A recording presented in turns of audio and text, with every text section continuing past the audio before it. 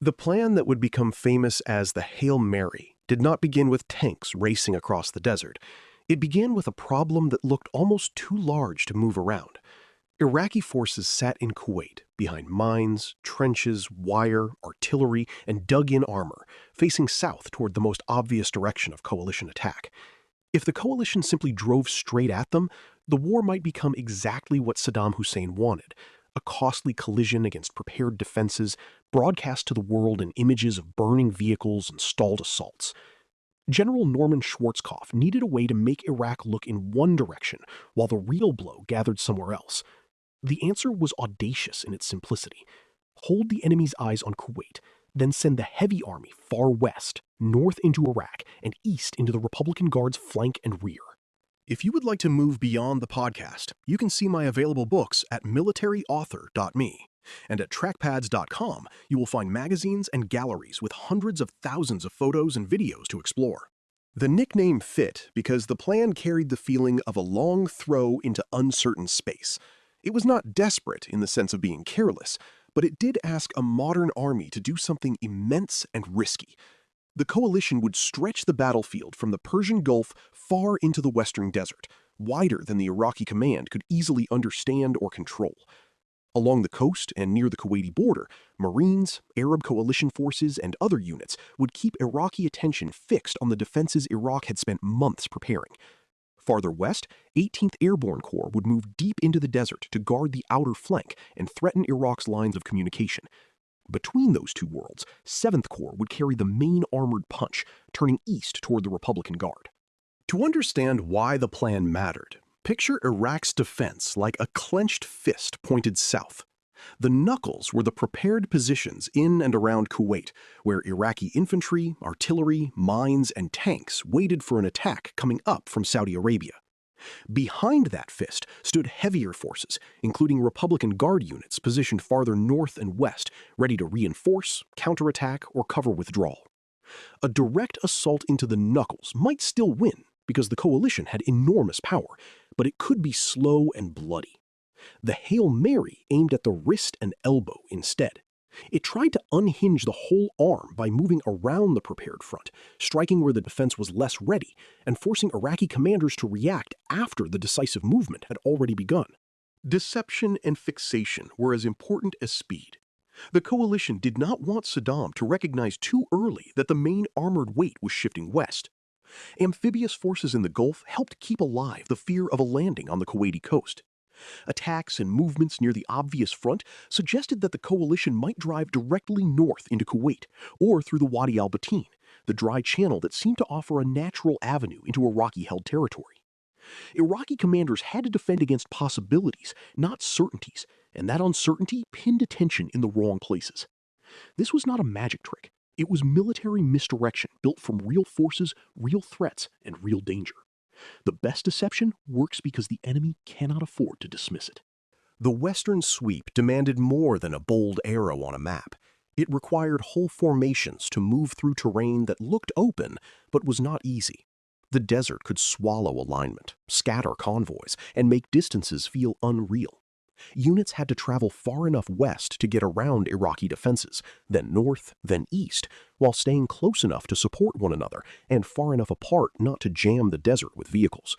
A mistake in timing could leave one corps exposed or cause armored formations to arrive at the fight in pieces. In a smaller battle, a commander might correct direction by reference to a town, road, or ridge. Here, the army had to navigate across space, where the enemy, the weather, and the land itself all worked against certainty.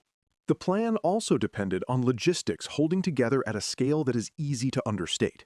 Tanks could not simply charge across the desert until they found the Republican Guard.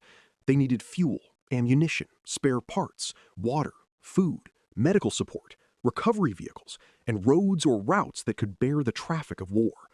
The farther west the coalition moved, the longer its supply lines became, and the more every decision about timing mattered. Fuel trucks had to keep pace with armored brigades. Ammunition had to be close enough to matter without clogging the attack. Maintenance crews had to recover vehicles before small breakdowns became permanent losses. The Hail Mary looked like maneuver, but underneath it was a wager that the coalition's supply system could keep the maneuver alive. Air power was meant to prepare the field before the armored blow landed. The coalition's air campaign would attack Iraqi command networks, air defenses, supply lines, bridges, artillery, and fielded forces, making it harder for Iraq to see, move, and coordinate.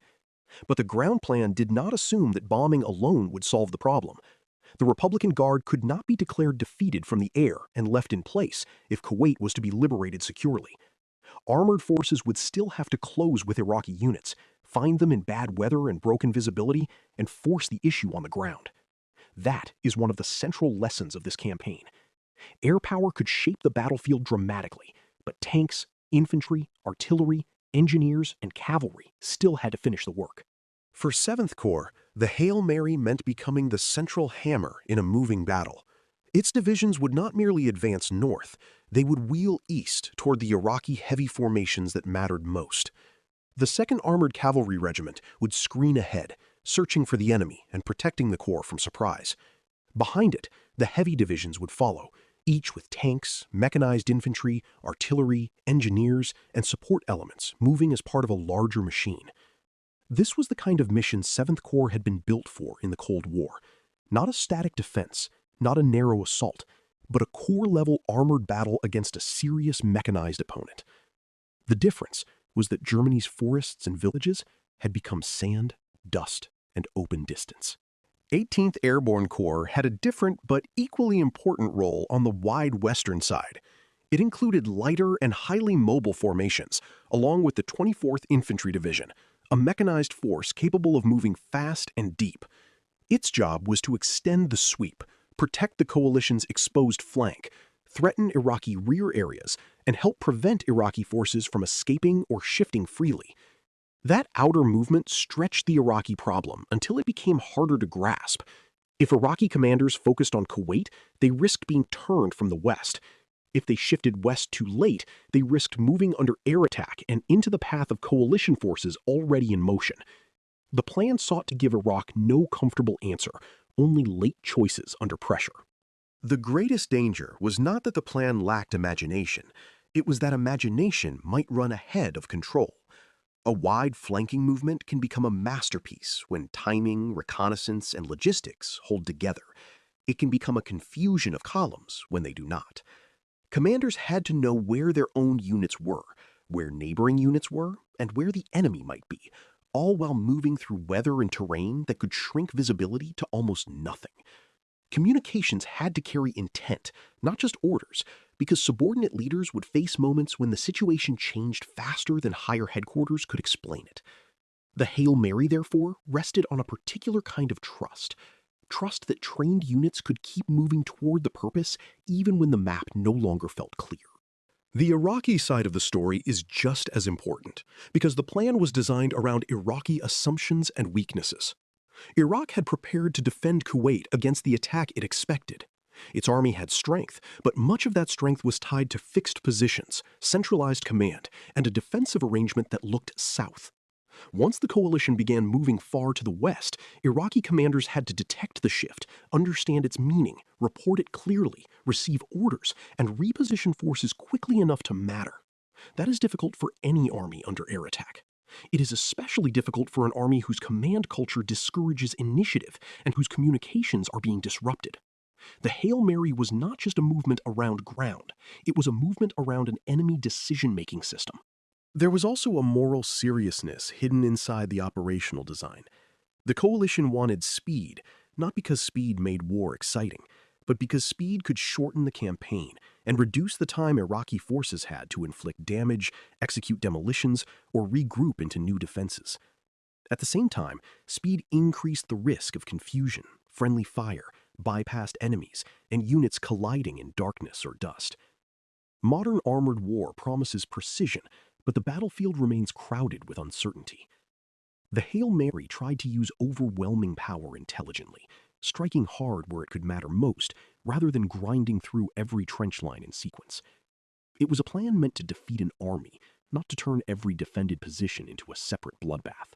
When the ground war began, the success or failure of the Hail Mary would be judged by whether the coalition could keep its moving parts aligned.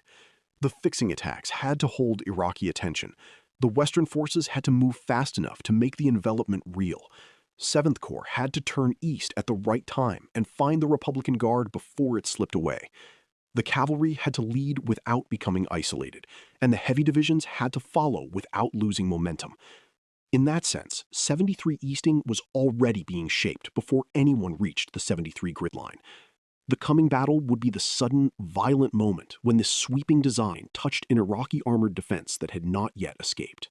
The Hail Mary deserves its place in the story of armored warfare because it showed how far the tank battle had evolved from a simple breakthrough attempt. At Cambrai, tanks were tools to crack a trench line. In the Gulf, tanks were part of an immense operational system built around deception, air power, logistics, reconnaissance, long-distance navigation, and command initiative. The famous left hook was not a side road to 73 Easting. It was the road. It turned a defended frontier into a moving campaign and turned 7th Corps from a force waiting in the desert into the instrument of decision. The plan's drama lay not in recklessness, but in the question every commander must face before committing armor at scale.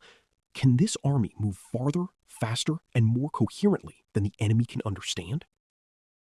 You've been listening to Famous Tank Battles. These battles were never just about machines. They were about doctrine, terrain, firepower, logistics, and the hard problem of turning shock into victory. For more military history writing and books, visit militaryauthor.me. And for magazines, podcasts, and a massive archive of military photos and video, visit trackpads.com. Thanks for listening.